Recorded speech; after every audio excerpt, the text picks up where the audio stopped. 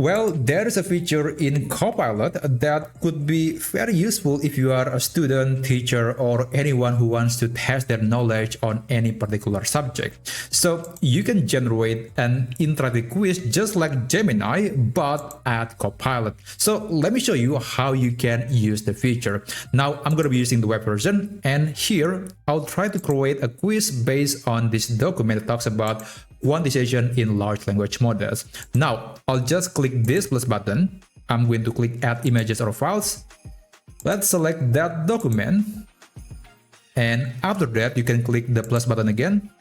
Click start a quiz, and you can specify that you want to create a quiz from any topic, or in this case, from this document. And also, perhaps I want to make the quiz to be more newcomer friendly.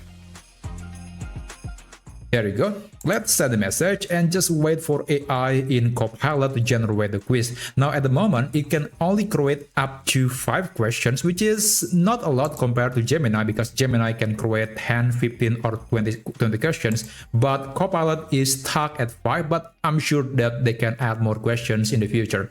Anyway, after that, I'm going to just speed answer the questions or the quiz, and I'll show you what happened after you finish the quiz.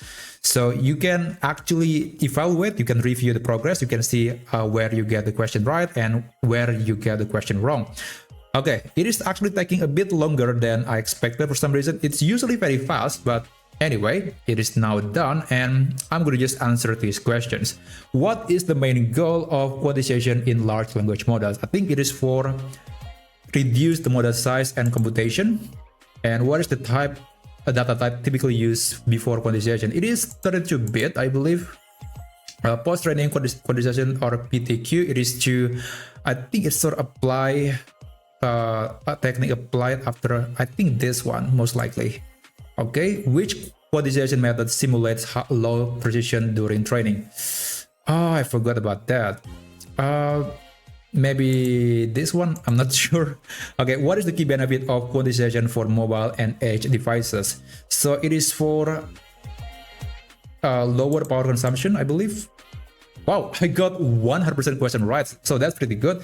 But you can always click review and see the explanation of how, if you got the question wrong, then you can learn what is the correct answer for that question. So that's basically how you can generate a quiz based on a document or based on any topic using Microsoft Copilot. Thank you so much for watching, and I'll see you on my next video. I wish you a great day ahead.